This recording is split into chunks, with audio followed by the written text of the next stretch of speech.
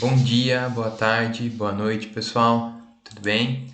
Então, aqui é o Guilherme para mais uma aula de Biologia A, destinada aos alunos do cursinho pré-vestibular Colmeia. Então, aqui nós estamos na nossa nona aula, ok? Antes de eu iniciar a aula, no qual nós vamos falar dos quinidários, do filo dos quinidários e também dos poríferos, só vou verificar se o software está fazendo a gravação da tela do meu computador. Está sim, então nós podemos iniciar a nossa aula. Como eu disse, essa vai ser a nossa nona aula, ok? Todas as aulas desse semestre estão sendo realizadas virtualmente por conta do coronavírus. Eu espero que todos estejam bem e seguros em suas casas. Bom, na aula de hoje, então, nós vamos falar dos poríferos, no qual o principal representante desse filo são as esponjas do mar, e também dos quinidários, no qual os principais representantes são as águas-vivas, medusas, ok? Então, antes, a gente vai ter uma breve revisão da aula passada, no qual falamos dos plateumintos. Depois eu vou abordar as características gerais dos quinidários, bem como a reprodução e a classificação dos quinidários. E posteriormente nós vamos iniciar o filo dos poríferos. Primeiramente vou abordar as características gerais dos poríferos e por fim vamos falar da reprodução e da classificação dos poríferos. Então aqui está o nosso cronograma, já falamos sobre diversos filos, o filo passado foi dos plateumintos e hoje nós vamos falar dos quinidários, bem como dos poríferos. Uma breve revisão, então, da aula passada, né? Nós falamos dos plateumintos. Os plateumintos são seres que podem ter tanto vida livre, sendo encontrado em diversos habitats, como água doce, salgada, terra úmida, ou eles podem ser parasitas e aí são encontrados principalmente no intestino dos homens. Alguns plateumintos também podem ser encontrados no fígado, como no caso do Schistosoma mansoni. E esse filo ele reúne mais de 20 mil espécies. Eles são conhecidos como vermes de corpo achatado, ok? Eles são triblásticos, acelomados e com simetria bilateral. O corpo dos plateumintos ele apresenta uma cutícula protetora, principalmente nas espécies parasitas, porque essa cutícula protetora acaba protegendo o animal, como o nome mesmo diz, principalmente quando esse parasita, esse plateuminto parasita, ele passa pelo trato gastrointestinal do indivíduo, do hospedeiro. E isso acaba protegendo esse animal. Posteriormente, o corpo vamos encontrar um epitélio simples e uma camada de células musculares, que está envolvida com a locomoção desses animais. O sistema digestório é incompleto, ou seja, eles só vão apresentar a boca. E no caso dos plateumintos parasitas é ausente, como por exemplo a tênia. Eles não apresentam sistema digestório e a captação de nutrientes é feita por difusão, num processo de competição entre o parasita, o plateuminto parasita e o hospedeiro pelos nutrientes ali que estão no meio, ok? Que acabam sendo ingeridos e também digeridos pelo hospedeiro. Não há esqueleto, sistema respiratório e nem sistema circulatório.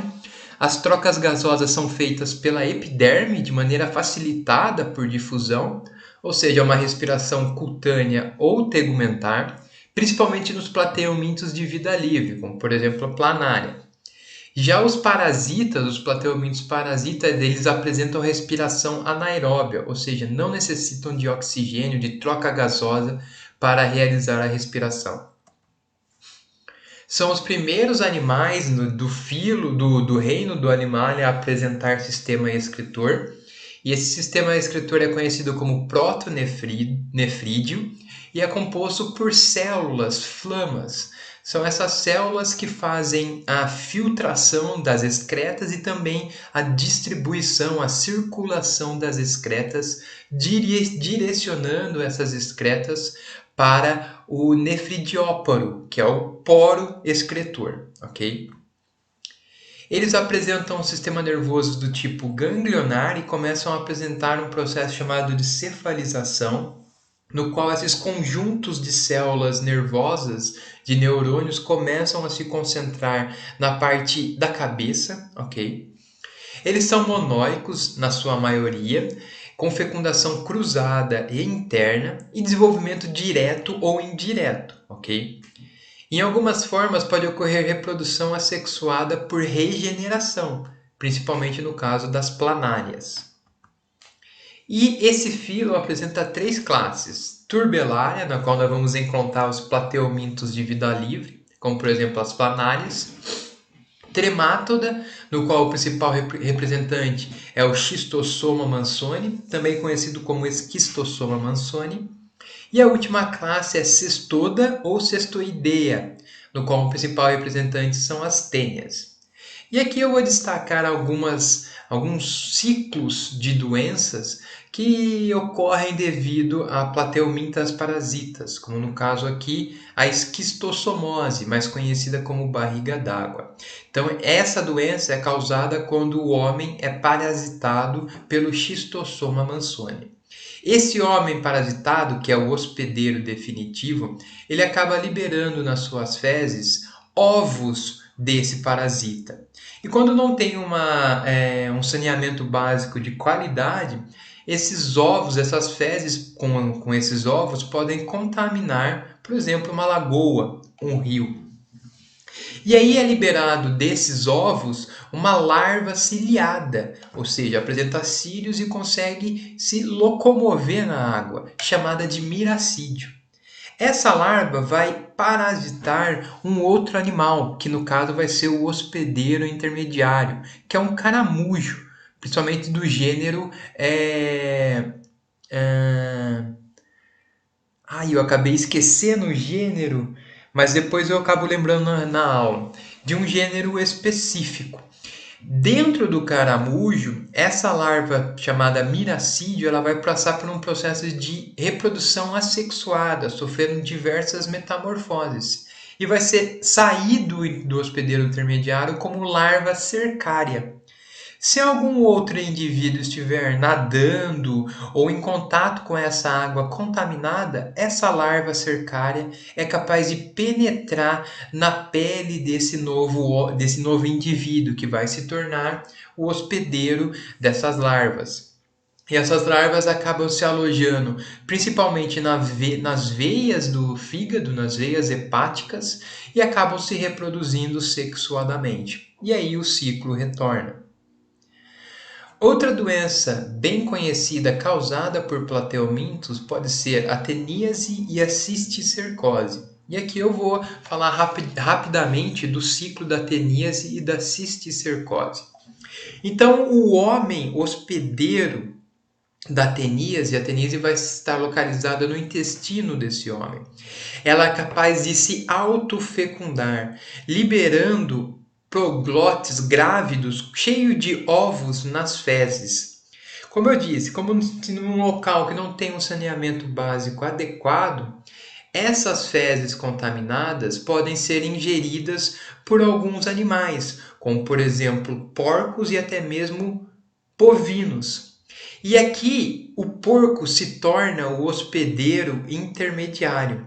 Dentro do porco vai ocorrer a eclosão desses ovos, liberando uma larva, conhecida como cisticerco. Essa larva ela se aloja principalmente no músculo desse animal. E quando esse animal ele acaba sendo sacrificado e o homem acaba ingerindo essa carne contaminada com os cisticercos da tênia, o homem acaba se tornando o hospedeiro definitivo e acaba adquirindo a teníase, ok? Como que o homem acaba adquirindo a cisticercose, que é uma doença muito mais com sintomas e sinais muito mais severos do que a teníase? É quando o homem acaba ingerindo água ou alimentos contaminados com os ovos da tênia. E aí ele acaba se tornando, os ovos vão eclodir e liberar diversas larvas, os cisticercos, que acabam se localizando em diversas partes do corpo. E aí o indivíduo acaba adquirindo a cisticercose. É uma doença com sinais muito mais severos, convulsão, entre outros sinais. Podem levar a problemas no cérebro, no sistema nervoso central, paralisia e assim por diante. Ok? Bom, mas falando especificamente da aula de hoje, nós vamos falar primeiramente do filo dos quinidários, no qual os principais representantes são as hidras, medusas, corais e anêmonas do mar. Os quinidários também podem ser conhecidos como selenterados. Quais são as características gerais dos quinidários? São os primeiros animais no reino Animalia a apresentar tecidos completamente diferenciados. E os quinidários eles podem se apresentar sob duas formas. Na forma de medusa, que pode ser livre, natante, consegue nadar, flutuar no mar, nos mares, nas águas, ou pólipos que são fixos, ok? São sésseis, são fixados ao solo.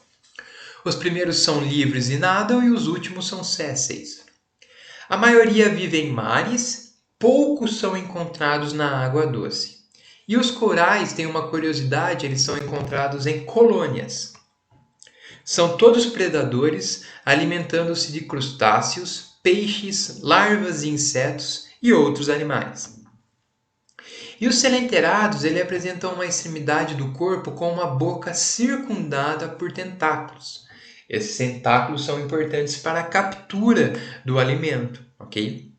Essa cavidade, essa boca circundada por tentáculos, é a única abertura para a cavidade gastrovascular.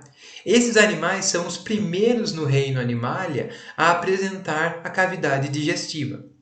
Não há cabeça nesses animais e nem segmentação do corpo, ok? Eles são diblásticos, ou seja, só vão apresentar dois folhetos embrionários, a ectoderme, esse folheto mais externo, e a endoderme, que é o folheto mais interno. São acelomados, não apresentam celoma, que irá para abrigar órgãos do corpo. E a simetria é radial, ou seja, a gente pode fazer um corte nesse animal em diversos locais e sempre gerar partes semelhantes, ok? A parede do corpo é formada por uma epiderme externa, que é chamada de ectoderme, e uma gastroderme interna, que é originada da endoderme, desse folheto embrionário aqui. E essa epiderme externa, eu esqueci de comentar, ela é originada desse folheto embrionário aqui, que é a ectoderme, ok? E entre a epiderme e a gastroderme, a gente vai ter uma massa gelatinosa chamada de mesogleia, que pode ser fina ou espessa. É mais espessas nos quinidários que estão na forma de medusa, ok? E é nessa camada que a gente vai encontrar diversas células nervosas, ok? Além disso, essa camada chamada mesogleia também fornece apoio elástico ao corpo do animal. Não há órgãos respiratórios, circulatórios ou excretores. A respiração e a excreção ocorrem diretamente por difusão entre as células e a água circundante, ok? Ou seja, de maneira ou essa troca entre o corpo do animal e a água e o ambiente ocorre de maneira facilitada por difusão. Então aqui nós temos imagens que representam a estrutura corporal dos selenterados, dos quinidários. Então aqui a gente tem um pólipo, que é uma forma séssil. Essa camada mais externa é chamada de epiderme ou ectoderme, já que é derivada do folheto embrionário da ectoderme. Aqui essa camada mais interna é a endoderme, ok? Que é também chamada de gastroderme. E aqui nós temos essa camada que é gelatinosa, que a gente vai encontrar diversas células nervosas, chamada de mesogleia. E aqui nós teremos a cavidade gastrovascular, a boca do animal e os tentáculos para a captura dos alimentos. Nesse caso, no pólipo, na forma fixa, dos quinidários. Já na medusa, aqui também teremos a ectoderme, também conhecida como epiderme externa. Aí teremos aqui a endoderme, também chamada de gastroderme, e aquela camada gelatinosa, a mesogleia. A boca está localizada nessa região, ok? E aqui a cavidade gastrovascular. A boca é circundada por tentáculos, também que auxiliam no processo de captura dos alimentos. Então aqui nós temos uma outra imagem. Essa região chamada entero é também conhecida como cavidade gastrovascular. Se a gente der um zoom, a gente vai ver duas camadas. A camada mais externa é chamada de epiderme, que a gente vai encontrar diversas células, entre elas o quinidoblasto, que está envolvida com defesa e captura de alimentos por esses animais. E a camada mais interna é chamada de gastroderme, que também vai ser composta por diversas células. Entre elas aqui, destaco células digestivas que irão secretar enzimas digestivas para digerir os alimentos. Entre a epiderme e a gastroderme, nós vamos ter uma camada gelatinosa, que é rica em células neuronais, em células nervosas, chamada de mesogleia. Outras características do quinidário. A digestão do alimento é tanto extracelular e intracelular. Como que ocorre a digestão extracelular? Após a ingestão de alimento, que pode ser zooplâncton capturado pelos tentáculos, as células glandulares da gastroderme, também conhecida como endoderme, ou derivada da endoderme, secretam enzimas digestórias, que vão quebrar esse alimento em micropartículas, em partículas menores. Essa é a chamada digestão extracelular. Posteriormente, essas pequenas partículas resultantes da digestão extracelular são capturadas, são fagocitadas pelas células epitélio-digestórias. E dentro delas vai ocorrer mais uma digestão, que agora é chamada de digestão intracelular. E esses nutrientes serão utilizados para gerar energia. O sistema digestório é incompleto, porque, como eu disse anteriormente, a gente só vai ter uma única abertura nesses animais, que no caso é a boca. Não há sistema nervoso central. O que ocorre é uma rede difusa de neurônios localizada na mesogleia. E como a mesogleia está distribuída em todo o corpo desse animal, acaba que difundindo esses neurônios para todo o corpo do animal. É por isso que o sistema nervoso dos quinidários, ou selenterados, é do tipo difuso ou em rede. Ou seja, é distribuído por todo o corpo do animal. Não ocorre aquele processo de cefalização, da concentração dessas células nervosas em uma determinada região do corpo desse animal, como a gente viu que começou a ocorrer nos plateumintos. Então aqui é uma imagem para mostrar como que ocorre esse processo de digestão, tanto extracelular como intracelular. Então aqui nós temos um pólipo, ele capturou uma pulga d'água. Essa pulga d'água ela começa a ser digerida. Por quê? Porque essas células vão liberar enzimas digestivas que vão quebrar um alimento em partículas menores. E essas partículas menores depois acabam sendo capturadas por outras células e acaba ocorrendo a digestão intracelular, ou seja, no interior dessas células. Okay? E aqui é uma imagem que mostra essa rede do sistema nervoso central dos quinidários, que é difuso, que é distribuído em rede. Então, em todo o corpo do animal, a gente vai ter células nervosas, que são encontradas principalmente na mesogleia. Bom, então aqui nós temos a forma fixa, séssil desses animais, são pólipos. Seu corpo apresenta duas extremidades, uma é fechada e fixa ao substrato, ou seja, ao solo, e a outra contém a boca, geralmente circundada por um emaranhado de tentáculos. E um principal representante ou um quinidário que está na forma de pólipo são as anêmonas do mar. Okay? Uma parte é fixa ao solo, a outra tem a boca circundada por tentáculos para auxílio do alimento. A outra forma é livre natante e é conhecida como medusas. Apresentam um corpo em forma de guarda-chuva, a boca localiza-se na região central da superfície côncava, onde eu estou apontando com o cursor do mouse, e os tentáculos pendem das bordas. São móveis de corpo gelatinoso. Por que gelatinoso? Porque apresentam uma grande quantidade daquela camada gelatinosa conhecida como mesogleia. Os principais representantes dos quinidários que estão na forma de medusas são as águas-vivas. Bom, destacando algumas células dos quinidários que compõem o organismo dos quinidários. Uma que costuma cair nos vestibulares, tem várias questões, são os quinidoblastos, que dão nome a esse filo. Essa célula dá nome ao filo quinidários, ok? São células que promovem a defesa do animal e constituem a captura de alimento.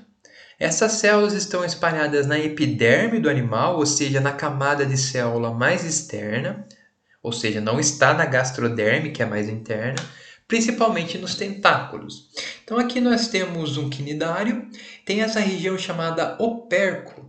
Esse opérculo é que vai abrigar esse filamento que é liberado para a captura ou defesa do animal. É um filamento urticante, que tem um veneno. E aqui nós temos uma outra célula chamada quinidocílio, que ela é sensível ao contato. Então, qualquer tipo de contato que esse quinidocílio sofrer, ele vai acabar liberando o filamento urticante. Isso tanto para a defesa do animal, como para a captura do alimento. Então, é bem comum a gente ver em praias relatos de queimadura por águas-vivas. É por conta desse filamento urticante que também está presente na forma de medusa dos quinidários. Outras células importantes dos quinidários. Temos células chamadas células mioepiteliais. São células que apresentam a capacidade de contração e permitem ao corpo do animal esticar ou colher. Só que um pequeno detalhe aqui, na verdade é um detalhe muito importante. As células mioepiteliais não são células musculares, porque como eu disse no início da aula, os quinidários são diblásticos, apresentam apenas ectoderme e endoderme, e não apresentam a mesoderme. E as células musculares são originadas da mesoderme, ok? Células glandulares também são células que compõem o organismo, o corpo dos quinidários. São células responsáveis pela produção de muco. O muco é importante porque reveste e protege a superfície desses animais. Outra célula importante são as células intersticiais. São células que apresentam alta capacidade de diferenciação e vão originar todas as outras células do organismo. Ou seja, as células intersticiais vão dar origem às células mioepiteliais, às células quinidoblastos, às células glandulares e assim por diante. Temos células sensoriais, que apresentam a capacidade de sentir determinadas alterações no ambiente, como por exemplo alterações na temperatura da água e movimentos ao redor da água. Células nervosas que vão controlar a atividade das células sensoriais. Como eu disse, essas células nervosas, esses neurônios estão presentes principalmente na mesogleia. Teremos também células glandulares que não estão localizadas na epiderme, mas sim na gastroderme. E essas células glandulares que estão na gastroderme vão secretar enzimas digestivas para a realização do processo de digestão extracelular. E também na gastroderme teremos células mioepiteliais digestórias, que vão ter a função de absorção dos produtos da digestão. Também auxiliam no processo de digestão, porque no interior dessas células vai ocorrer o processo de digestão intracelular. Ok? E os quinidários eles podem ser classificados em 3 classes. A primeira é chamada de hidrozoa ou hidrozoários, no qual teremos pólipos predominantes. Os principais representantes dos hidrozoários são a hidra, a obélia e a fissália. Teremos aqui caravelas portuguesas e assim por diante. A segunda classe é conhecida como sifozoa ou sifozoários, no qual teremos quinidários na forma de medusa, principalmente a aurélia e a tamoia. E a última classe é conhecida como Anthozoa ou Anthozoários, que são exclusivamente polipóides, ou seja, fixos ao solo. Aí os principais representantes são a actínia, temos os corais, a anêmona do mar, e esses aqui, como todos os outros, destaco que apresentam quinidoblasto, aquela célula para defesa e captura dos alimentos, que acaba liberando um filamento urticante. Bom, e como que ocorre a reprodução dos quinidários? Nós teremos quinidários monóicos, ou seja, hermafroditas, e também dioicos, que apresentam sexo separado, que são unissexuados. O desenvolvimento ele vai ser indireto, ou seja, teremos diversos estágios larvais. A larva é conhecida e recebe o nome de plânula. Entretanto, em alguns quinidários o desenvolvimento pode ser direto, principalmente nos quinidários conhecidos como hidras. A fecundação ela pode ser tanto interna, que ocorre no interior do animal, ou externa, quando ocorre no meio ambiente. E também temos um tipo de reprodução que é conhecida como assexuada, que não envolve a troca de gametas e pode ocorrer por brotamento e ocorre principalmente no estágio de pólipo, principalmente nas hidras. Então aqui nós temos uma hidra adulta, começa a ocorrer um processo chamado de nascimento de um broto. Esse broto ele vai crescendo até ele atingir a forma de um broto jovem e aí ele acaba meio que se desligando do outro broto, do broto adulto. E acaba se tornando um broto livre que vai crescer e dar origem a uma nova hidra. Ok? Esse tipo de reprodução é assexuada porque não ocorre troca de material genético. Então a variabilidade genética aqui não ocorre a troca de gametas, desculpa, e a variabilidade genética aqui vai ser pequena. Pode também ser assexuada, e aí nós teremos fecundação e também troca de material genético, ou seja, a variabilidade genética vai ser grande. E o desenvolvimento aqui ele vai ser indireto e ocorre principalmente nas medusas, como por exemplo a aurélia.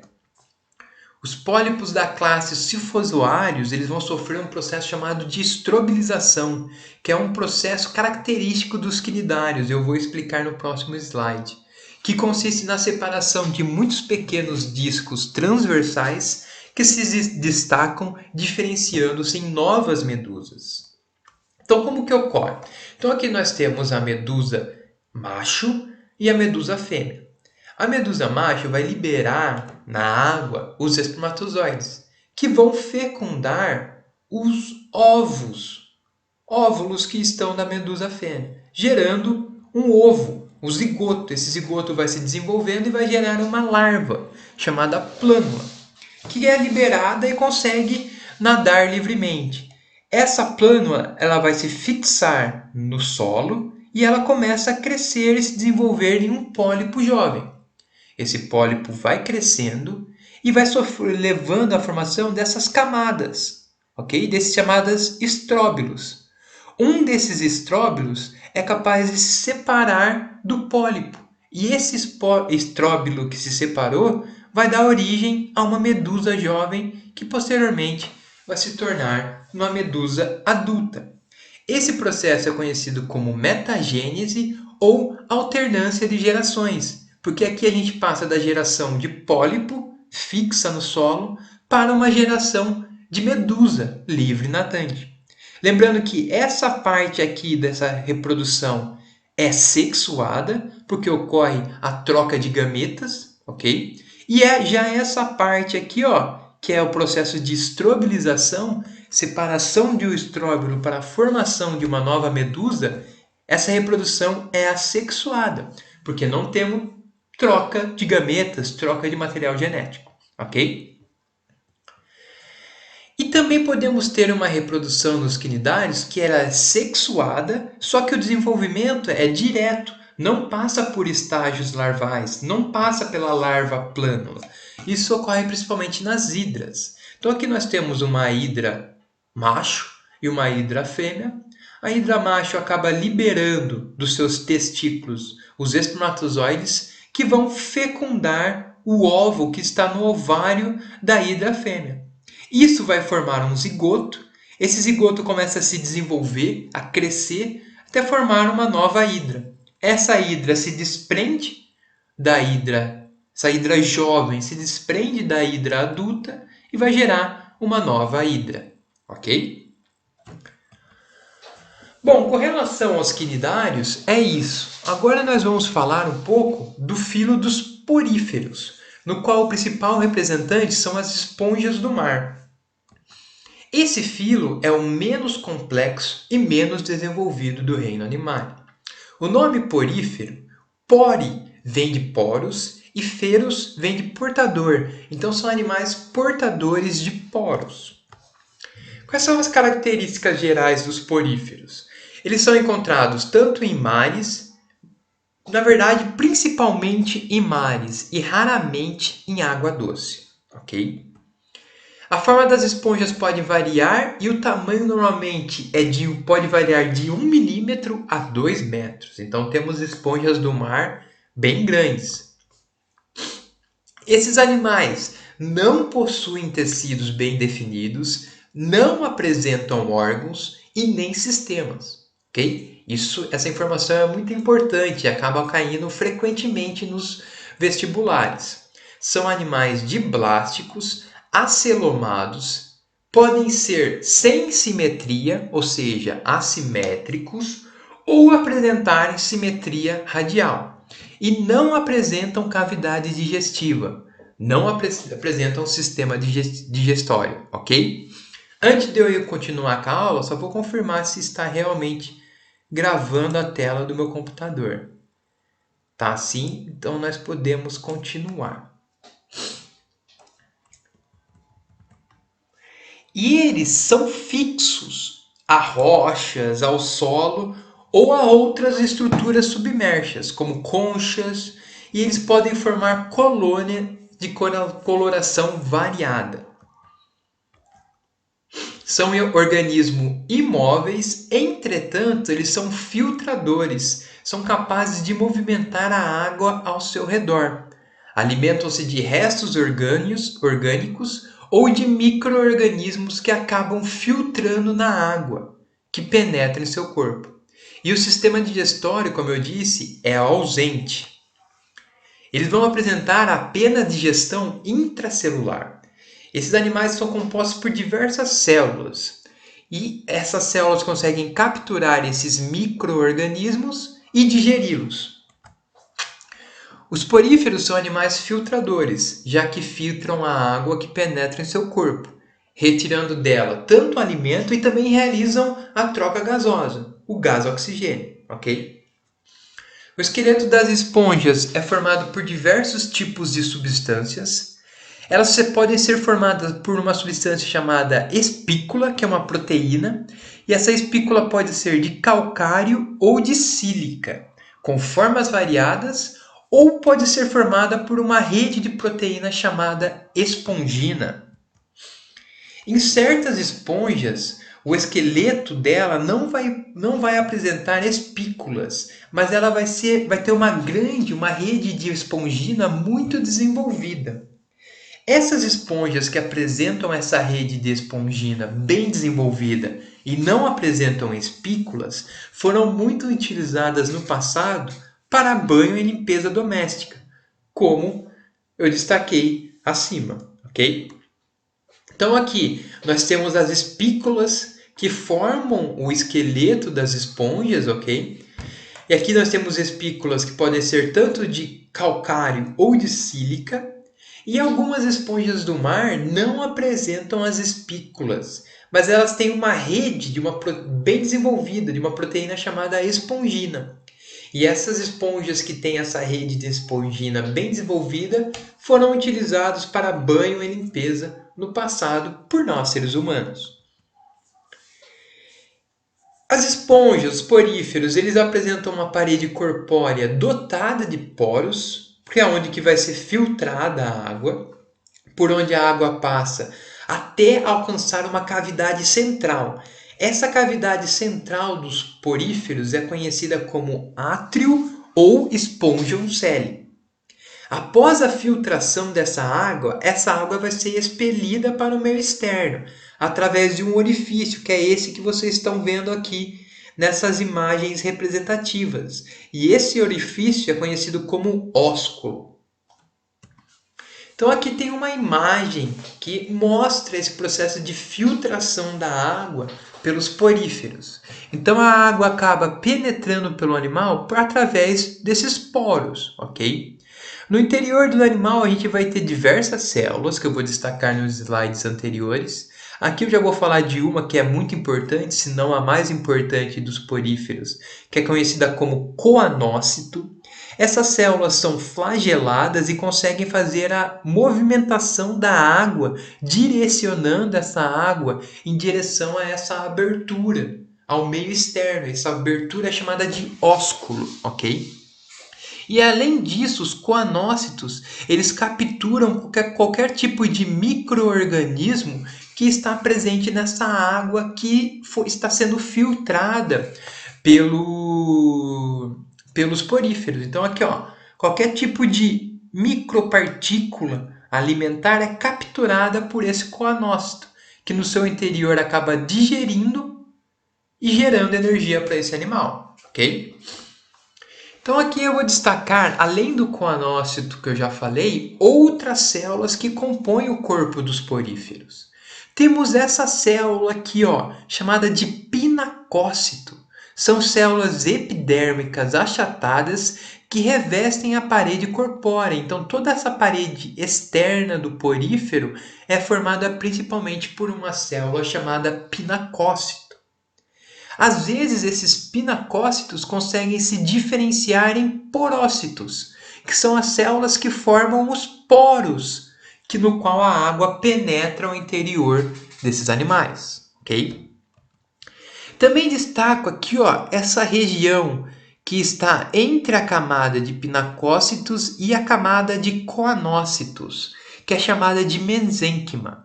É uma região intermediária entre a camada de pinacócitos e a de coanócitos.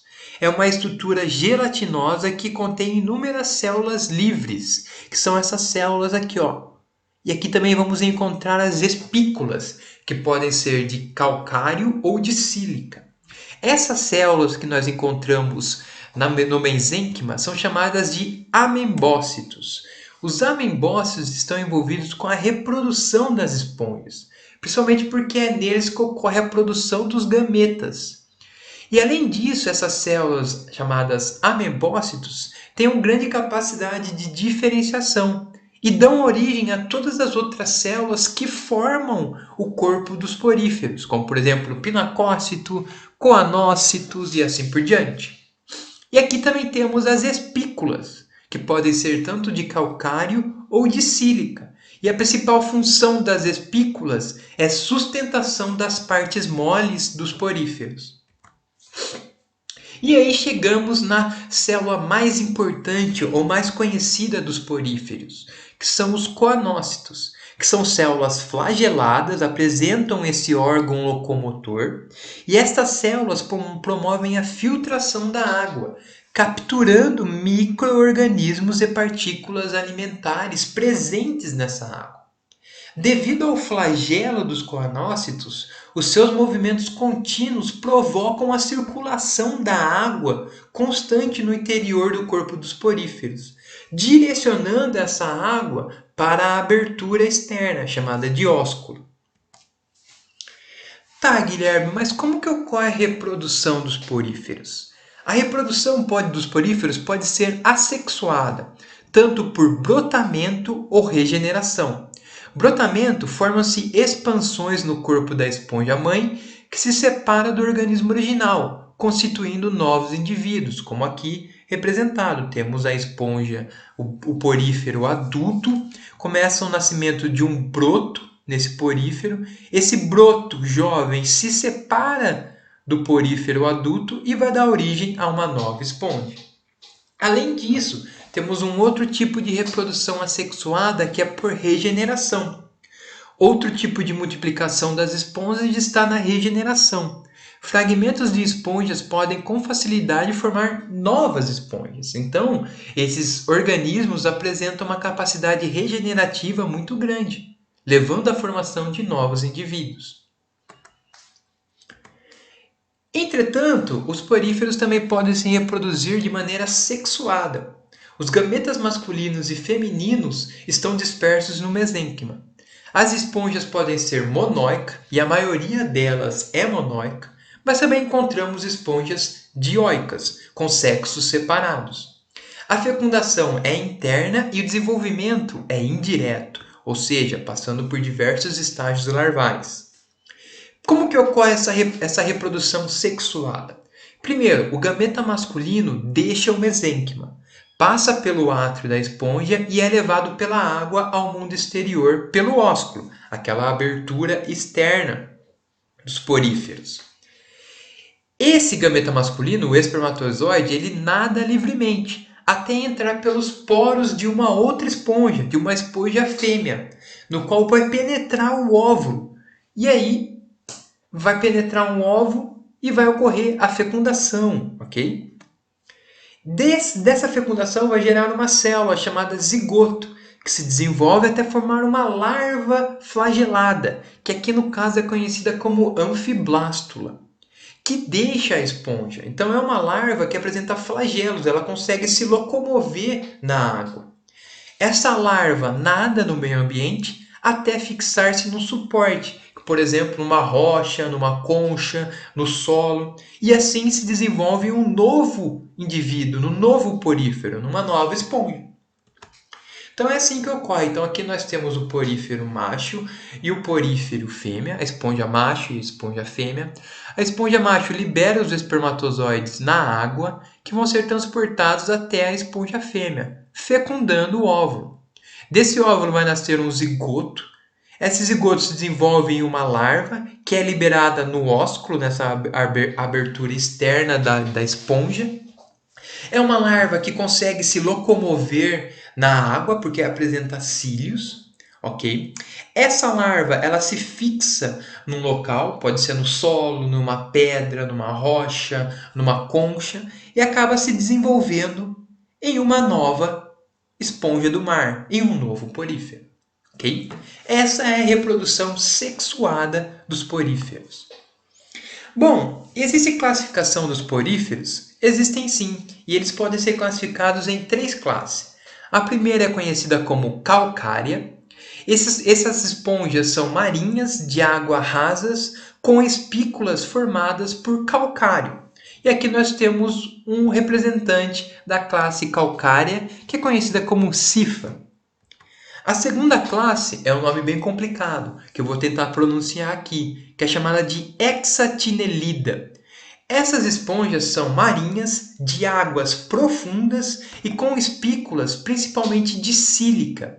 E a gente tem um representante bem conhecido, que é chamada de regadrela, ou esponja de vidro, que tem esse aspecto.